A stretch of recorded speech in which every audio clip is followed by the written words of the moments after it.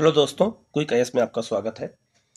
आज हम लोग कुछ ऐसे टॉपिक पर बात करेंगे जो प्रारंभिक परीक्षा जो 68 बीपीएससी का एग्जाम होने वाला है, उसमें इतिहास के कौन से ऐसे टॉपिक है जहां से क्वेश्चन बहुत ज़्यादा आता है। इस टॉपिक को देने का उद्देश्य ये है कि आप लोगों को एक टारगेट मिल जाएगा, और जब आप लोगों को एक टारगेट मिल जाएगा तो आप टारगेट के हिसाब से उस पॉइंट को जब आप लिख लेंगे कि हाँ इन्हीं पॉइंट को हमें देखना है, तो हमारी तैयारी बहुत जल्दी हो जाती है। इसमें बहुत सारे बच्चे ऐसे हैं जिनको यही नहीं पता होता कौन सा टॉपिक पढ़ें। मान लो दूर दराज के क्षेत्र में बैठे हैं, गांव में बैठे हैं, उनको बीपीएससी तैयारी करनी है, लेकिन इतिहास का टॉपिक उनको पता ही नहीं होता कौन सा टॉपिक करें। तो इसलिए ऐसे चीज़ों को ही ध्यान में रखते हुए हमारे चैनल द्वारा ये काम किया जा रहा है कि हिस्ट्री के वो टॉपिक को आपको बता दिया जाएगा जो प्रारंभिक परीक्षा में ज़्यादा जहाँ से क्वेश्चन आते हैं, उनको देख करके टॉपिक क्वेश्चन को देख करके तब ये टॉपिक को बनाया गया है और आप तक पहुँचाने का काम किया जा रहा है हमारे चैनल द्वारा, कि आप तक ये सुविधाएं पहुँचे और आप जो है ज़्यादा इधर उधर भटके ना और अपनी तैयारी को बहुत अच्छे से कर सकें। पहला चीज़ हमारा उद्देश्य यह है। दूसरा उद्देश्य आपको ये काम करना है कि चैनल को सब्सक्राइब कर लेना है, कि जिससे अभी इसके बाद टॉपिक जो हम ज्योग्राफी के, साइंस के, पॉलिटी के, इकोनॉमिक्स के या करंट अफेयर के, उन टॉपिक को भी हम ऐसे ही बना करके डाल देंगे। आपके पास एक टारगेट मिल जाएगा और आप टारगेट बेस्ड पढ़ाई करेंगे तो आपके पास वो चीज़ें उपलब्ध रहेगी, और आप जो है टारगेट बेस्ड जब पढ़ाई करेंगे तो आपको तैयारी, आपकी होल तैयारी हो जाएगी और आपका कोई टॉपिक छूटे नहीं पाएगा। क्योंकि एग्जाम के लास्ट समय में कभी कभी ऐसा लगता है कि पता नहीं हमारा कौन सा टॉपिक छूटा है, कौन सा टॉपिक क्या हुआ है, और कई बच्चे जो इस पोह में जो है बहुत सारा नुकसान अपना कर देते हैं और सिलेबस को पूरा करके नहीं जा पाते हैं। तो हमारे चैनल द्वारा आपको ये टॉपिक दिया जा रहा है, आप इस टारगेट को रखिए, इसी टारगेट के हिसाब से अपनी पढ़ाई करिए तो आपकी तैयारी हिस्ट्री की काफ़ी हो जाएगी। क्योंकि हिस्ट्री में बहुत सारे बच्चे डरते भी हैं, तो वो डर दूर हो जाएगा। हम लोग एक टॉपिक पे बात करेंगे। सबसे पहले हम लोग बात करेंगे प्राचीन भारत। प्राचीन भारत के उन टॉपिकों पे बात करेंगे जो टॉपिक बहुत ज़्यादा आते हैं, जैसे सिंधु घाटी की सभ्यता। वैदिक काल से क्वेश्चन ज़्यादा आते हैं। 16 महाजनपदों से क्वेश्चन ज़्यादा आते हैं। 16 महाजनपद कौन थे और उनकी क्या राजधानियाँ थी, इनको आपको याद रखना है। 16 के 16 महाजनपद, ये आपको एक टारगेट मिल जाएगा और टारगेट बेस्ड पढ़ाई करेंगे तो आपको जल्दी से याद हो जाएगा। मगध राज्य का उत्कर्ष, उसमें हर्यक वंश, शिशुनाग वंश और नंद वंश, यहाँ से क्वेश्चन आते हैं और संस्थापक पूछे जा सकते हैं कि इनके संस्थापक कौन है। तो बेसिक चीज़ें हैं तो आपको इनको याद रखना पड़ेगा। इसके बाद आपको इसमें है मौर्य वंश और उसका प्रशासन। मौर्य वंश में और उसके प्रशासन में कौन कौन शब्द ऐसे हैं, वहाँ से क्वेश्चन आते हैं। जैसे सीताध्यक्ष किसे कहते हैं, जो है लक्षणाध्यक्ष किसे कहते हैं, उनके काम क्या थे। तो उन प्रशासनिक व्यवस्थाओं को आप लोग जब एक बार पढ़ लेंगे तो यहाँ से क्वेश्चन ज़्यादा जो है आएंगे तो आपको सही हो जाएंगे, गलत नहीं होंगे।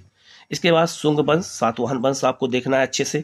बौद्ध धर्म और जैन धर्म, ये बहुत ही इंपॉर्टेंट टॉपिक है और बौद्ध धर्म, जैन धर्म को आपको बहुत अच्छे से पढ़ के जाना होगा, तभी आपको जो है अच्छा जो है तैयारी आपकी रहेगी और यहाँ से क्वेश्चन आएंगे तो गलत नहीं होंगे। बहुत ज़्यादा इंपॉर्टेंट बौद्ध धर्म और जैन धर्म है।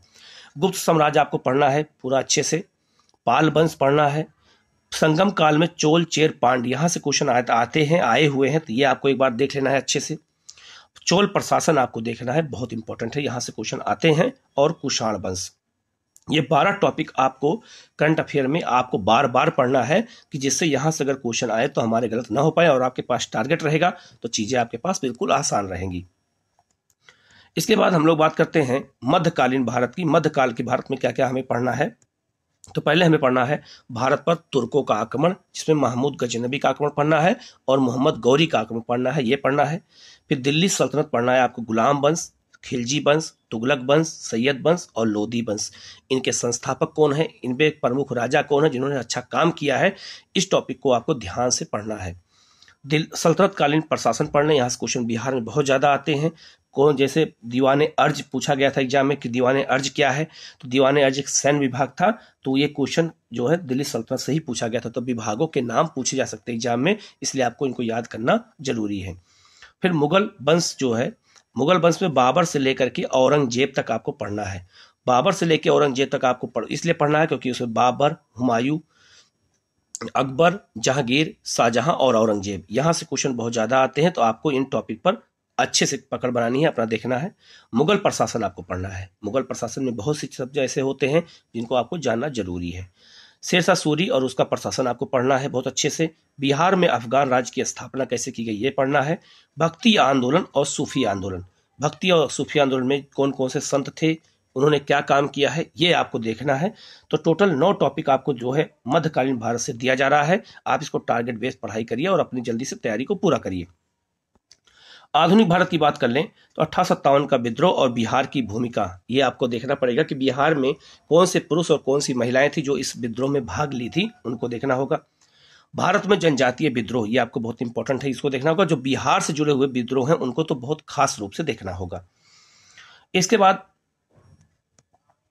भारत में किसान आंदोलन, चंपारण सत्याग्रह को ध्यान में रख के पढ़ना होगा आपको बहुत अच्छे से, कि बिहार में जो चंपारण आंदोलन हुआ था उसमें बिहार की क्या भूमिका है, उसको ध्यान में रख के पढ़ना है। और भारत में कौन कौन से किसान आंदोलन हुए हैं, इनको पढ़ के देखना है।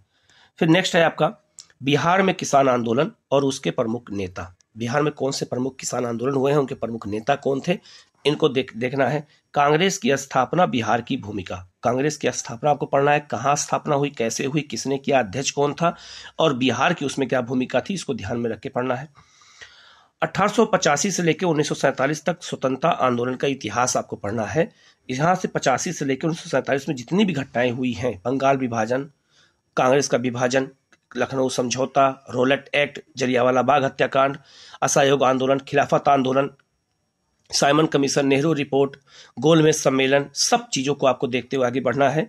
मुस्लिम लीग द्वारा पाकिस्तान की मांग, कृषि मिशन, सब पढ़ना है आपको। तो 1947 तक पूरा देखना है। असहयोग आंदोलन में बिहार की भूमिका, ये आपको देख लेना है। सविनय अवज्ञा आंदोलन में बिहार की भूमिका, ये आपको देखना है। इसके बाद भारत छोड़ो आंदोलन में बिहार की भूमिका, साइमन कमीशन और उसकी बिहार में क्या भूमिका है, ये देखना है। और प्रमुख समाचार पत्र आपको देखने हैं कि उस काल में कौन प्रमुख समाचार पत्र थे, उसके संपादक कौन हैं। इसके अलावा 2 टॉपिक यह है, अंग्रेजों के समय शिक्षा का आयोग कौन कौन से आए थे, चाहे वो हंटर आयोग आया हो, चाहे रेले कमीशन, जो भी आया था, शिक्षा आयोग कितने आए थे, ये आपको देखना है। और जमींदारी, रैयतबाड़ी और महलवाड़ी व्यवस्था को आपको अच्छे से पढ़ना है। ये कुछ ऐसे टॉपिक है जो इतिहास में बहुत ज़्यादा यहाँ से क्वेश्चन आते हैं। तो अगर आप लोग इसको टारगेट बेस्ड पढ़ाई करोगे और तब आपका जो है काफ़ी होल तैयारी आपकी हो जाएगी और हिस्ट्री के कोई टॉपिक आपसे छूटने नहीं पाएंगे। आपको ये करना है, आप लोग चैनल सब्सक्राइब कर लीजिएगा और अपने दोस्तों से भी सब्सक्राइब करवा लीजिएगा। उनको बता दीजिएगा कि जो आपके शुभचिंतक होंगे कि आप जो है आप यहाँ से आप इस चीज़ को पढ़ा सकते हैं। अगले सीरीज में हम लोग हिस्ट्री के अलावा ज्योग्राफी, पॉलिटी और साइंस के टॉपिक डालेंगे जहाँ से क्वेश्चन ज़्यादा आते हैं। आप उसको टारगेट बेस्ड नोट कर लीजिएगा और टारगेट बेस्ड पढ़ाई करेंगे तो आपकी तैयारी होल हो जाएगी। आप लोग इस वीडियो को लाइक कर दीजिएगा, चैनल को सब्सक्राइब कर लीजिएगा और बेल आइकन को आप लोग दबा लीजिएगा, जिससे आपके पास नोटिफिकेशन सबसे पहले पहुंचे और उसका आप लाभ ले सके। आप लोग कमेंट बॉक्स में कमेंट जरूर करिएगा कि आपको ये आइडिया कैसा लगा, कि आप जो है और ऐसा हम क्या, आप लोग खुद सुझाव दीजिएगा और हमेशा कौन सा वीडियो डालें जिससे आप लोगों तक वो सुविधाएं पहुंच सकें और आप उसका लाभ ले सकें। Okay, thank you.